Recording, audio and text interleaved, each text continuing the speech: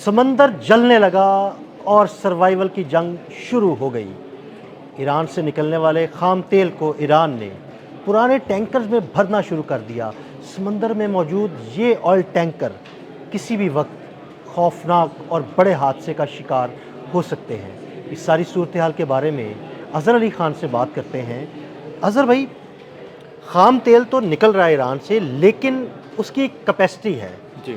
अगर उसकी ट्रेड रुक जाती है तो ईरान उसे कहाँ स्टोर करेगा, एक तो ये बात। और अगर ईरान ने उससे पुराने ऑयल टैंकर्स में स्टोर करना शुरू कर दिया है तो समुंदर में खड़े वो पुराने और जंग ज़दा ऑयल टैंकर्स वो किसी भी वक्त बड़े हादसे का सबब नहीं बन सकते। अमेरिका ने अदील भाई ये किया है कि उसे पता है कि ये एक मुआशी हमला करना चाहिए हमें। वैसे तो कहने को सीज़ फायर है अमेरिका और ईरान के दरमियान, लेकिन अमेरिका उस पर बहुत ज़्यादा मुआशी हमले कर रहा है, हर लम्हे कर रहा है। और उन्होंने कोशिश ये की है डोनाल्ड ट्रंप ने कि अब हम इनको ऐसी चोट पहुँचाएँ जो इनको मुआशी तौर पर झटका दे, और इसके लिए उन्होंने उनका तेल रोक दिया है, जाने से भी रोक दिया है और रखने से भी सामने से रोक दिया है। अब कर ये रहे हैं वो कि जो भी ऑयल टैंकर निकलता है समंदर की तरफ जाता है उनके पोर्ट से, उसको रोका जाता है, उसको डाइवर्ट कर दिया जाता है।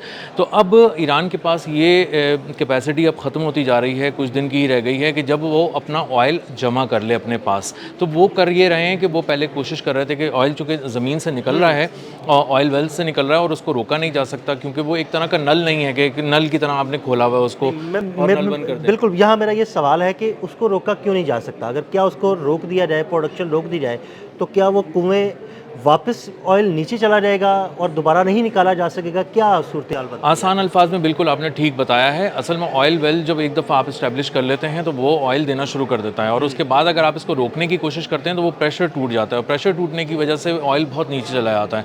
और इसका भी बहुत ज़्यादा इम्कान होता है कि अगली दफ़ा जब आप खोदने जाएंगे उसको तो बहुत टाइम लगेगा, और उसकी ड्रिलिंग में, उसकी सारी चीज़ों में, और इसके साथ साथ वो अब फिर कहाँ किस सतह पर मिलेगा ये भी कुछ नहीं कहा जा सकता। तो आप समझें कि हाँ, तेल को रोकने का मतलब उसको खो देना है, गिर जाएगी। तेल रोकने का मतलब यह है कि उसको वो खो कुआं देना, आपका डेड हो गया। डेड हो गया है और बहुत मेहनत लगेगी, बहुत पैसा भी लगेगा, वक्त भी बहुत लगेगा। तो अब ईरान ने कोशिश ये की कि हम इसको पहले एक्सपोर्ट करते थे वो निकाल कर, तो उन्होंने एक्सपोर्ट करने की कोशिश की, लेकिन अब ज़ाहिर है उनके टैंकर्स फुल हैं, सुपर टैंकर्स में जा रहा था और वहाँ पे रोक दिया गया है और उनको डाइवर्ट कर दिया गया है। तो एक बहुत ज़्यादा एक सिचुएशन है, बहुत ही स्टैंड ऑफ की बिटवीन यूएस और ईरान। और अब चूँकि वो टैंकर्स पुराने हैं, बोसीदा हो चुके हैं, जिनमें ये सारी चीज़ें हैं, तो अब इसका बहुत ज़्यादा खदशा है कि वहाँ से भी कोई लीकेज ना हो जाए, समंदरों में लीकेज ना हो जाए, ज़मीन पे लीकेज ना हो जाए, और उन पुराने टैंकर्स में ईरान बहुत ज़्यादा दिन तक स्टोर नहीं कर सकता। तो अब ईरान को हर सूरत एक्सपोर्ट यकीनी बनानी है अगले चंद रोज़ के अंदर, हर सूरत, और अपने टैंकर्स को उतारना है और उसको पहुंचाना है उन डेस्टिनेशंस पे जिन्होंने उससे तेल मांगा था, वरना ईरान माशी तौर पे भी बहुत बुरा झटका लगेगा और तेल की पैदावार के हवाले से उसको बहुत नाकाबिले तलाफी नुकसान होगा। क्योंकि उधर तो नाकाबंदी की हुई है अमेरिका ने। जी, अब आएगी बात कि ईरान क्या कर रहा है इसके लिए। ईरान जो है वो आपनाए हुर्मुज़, खलीज फ़ारस, खलीज ओमान और बुहिर अरब, यहाँ तक अब अपनी नाकाबंदी को बढ़ा चुका है। अब बुहिर अरब तक आ गया है ईरान, वहाँ पे भी अब नाकाबंदी कर रहा है। तो अब उन्होंने कोशिश उनकी ये है कि किसी भी तरह एक नेवी के एक ऐसी कोई स्ट्रैटेजी बनाएं वो जिसमें वो प्रिसाइज हमले करें या फिर वो किसी भी तरह से उसको निकालने की कोशिश करें। यानी ऑयल टैंकर जो है वो नेवी की नाकाबंदी के अंदर जो है ना, या उनके स्क्वाड के अंदर ऑयल टैंकर को निकाला जाए वहाँ से। जी, उनकी यही पूरा इरादा है कि अब कोई ऐसी स्ट्रेटजी बनाएं कि उनकी जो बहरिया है ईरान की, वह स्कॉट करे अपनी हिफाजती हिसार में, उसको लेके टैंकर्स को जाए चाइना या जिन डेस्टिनेशन पे भी जाता है। बहुत सारे ऐसे भी ममालिक हैं जो ईरान से बराह रास्त तेल नहीं ले रहे थे, वो समंदरों के बीच में ही ट्रांसफ़र कर रहे थे तेल को। तो बहुत से टैंकर्स ऐसे हैं जो इंतज़ार कर रहे हैं ईरानी टैंकर्स का कि जैसे ही वो आएँ बुहिर अरब के करीब या खलीज ओमान की तरफ, तो वहाँ पर उसको वो किसी तरह से करें। लेकिन वहाँ पर अमेरिका भी मौजूद है, अमेरिका की बहरिया भी मौजूद है, और अब सिचुएशन बहुत ज़्यादा ख़राब होती जा रही है। कोई बताया जा रहा है कि सैकड़ों जो कंटेनर्स हैं, जो वेसल्स हैं, वो रुकी हुई हैं, वो दोनों तरफ की परमिशन लेना चाह रही हैं। अमेरिका से अगर ग्रीन सिग्नल मिलता है तो ईरान रुकता है, ईरान का ग्रीन सिग्नल मिलता है तो अमेरिका रोकता है। तो अभी बहुत ज़्यादा बहुत खौफनाक सूरत हाल है। और समंदरों में जो आपने शुरू में कहा ना कि आग लगने वाली है, उसकी वजह यही है कि समंदर जो है खलीज फ़ारस से लेके खलीज ओमान और बुहिर अरब तक कहीं पे भी जलना शुरू हो जाएगा, हमले शुरू हो जाएंगे, और ये हमले बहुत ही कारी होंगे, क्योंकि ब्लॉकेट ख़त्म करना है किसी भी सूरत अमेरिका का। अगर ईरान को अपना, ईरान की तरफ से बड़ी ज़्यादा धमकियाँ भी आ रही हैं कि जनाब वो किसी भी वक्त जो है ना वो बड़ा हमला भी कर सकते हैं अगर उनका ब्लॉकेट ख़त्म ना हुआ तो। जी, बाकर गालिबाफ ने कहा है कि हम समझ रहे हैं कि तुम क्या सोच रहे हो और तुम क्या कर रहे हो। तुम हमारी माशी शरक को दबाने की कोशिश कर रहे हो। तुम ये चाह रहे हो कि किसी भी तरह ऑयल एक्सपोर्ट्स रुकें, और चूंकि ईरान डिपेंडेंट ही उसी पे ही है, सारा इन्हिसारी उसका ऑयल एक्सपोर्ट्स पे है, तो अगर वो रोकने की कोशिश करने का मतलब, अच्छा तुम्हें 9 करोड़ ईरानियों को फिर जान से मारना चाहते हो, तो हम ये होने नहीं देंगे। और अब तुम हमारे उस हिकमत अमली का इंतज़ार करो जो हमले की सूरत में हम डिज़ाइन कर रहे हैं, और हमला जो है वो हमारा जल्द होगा, प्रिसाइज होगा, बहुत तेज़ होगा। अच्छा अजहर भाई, मेरा एक क्वेश्चन है, वो ये कि एक रेलवे लाइन भी है जो ईरान से चाइना तक जाती है, दरमियान में वो रशियन स्टेट्स आती हैं, तो वहाँ उसके थ्रू कितना को तेल जो है ना उसकी तरसील की जा सकती है? ये जो रेलवे लिंक इन्होंने शुरू किया था ना, वो उसकी वजह ये है कि बहुत ज़्यादा तेल जमा हो गया, अब किसी भी सूरत इसको निकालना है, पहुंचाना है, तो उन्होंने एक रेल लिंक के ज़रिए काम तो किया है, लेकिन ये बहुत ज़्यादा दिन सस्टेन इसलिए नहीं हो सकता कि आप रेलवे के ज़रिए बहुत बड़े पैमाने पे ऑयल की तरसील मुमकिन नहीं है, और इसके लिए आपको शिप ही चाहिए बहुत ज़्यादा बड़ी तादाद में। शिप से ऑयल भेजना ज़रा आसान है और ज़्यादा मिकदार में तेल भेजा जा सकता वो है। चला जाता है, और 20 लाख बैरल एक साथ ही चला जाता है। अब 20 लाख बैरल आप ट्रेन में तो नहीं भेज सकते, किसी कैरेज में तो नहीं भेज सकते, तो ईरान इस वक्त निकालना शुरू कर दिया उसने अपना तेल, क्योंकि इस वक्त तो अगर आप समझे ना कि एक बाल्टी भी आपने निकाल के कहीं भेज दिया तो उसमें से कम हो गया, तो कुछ उनको फ़ायदा हो गया।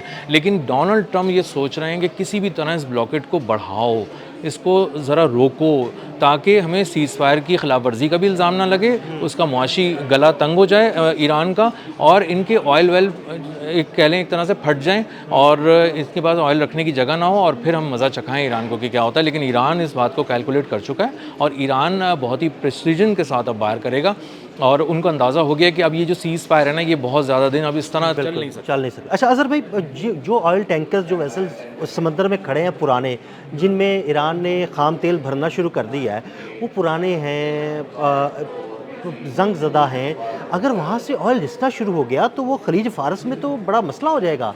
ये तो अगर थोड़ा सा भी ऑयल गिरना शुरू हो गया ना, उसमें से रिसना शुरू हो गया, कोई बहुत ज़्यादा फैलने की भी बात नहीं है, अगर ये थोड़ा सा भी रिसना शुरू हो गया ना, तो पूरी दुनिया की तवज्जो इस तरफ आ जाती है। उसकी वजह ये कि पूरा जो एक मैरीटाइम का एक पूरा निज़ाम है ना, वो ख़राब होना शुरू हो जाता है।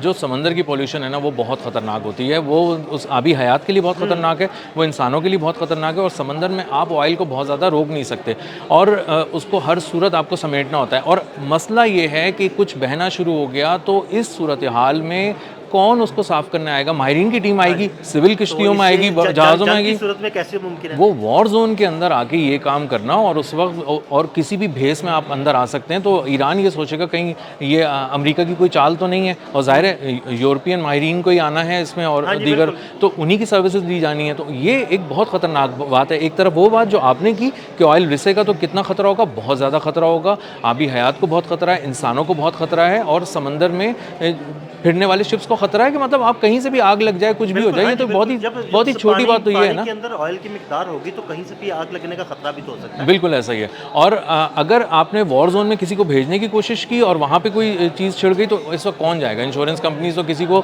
अलाउ ही नहीं कर रही कि हम किसी की इंश्योरेंस नहीं कर सकते। जो सूरत हाल है वो बहुत ख़तरनाक है, खौफनाक है।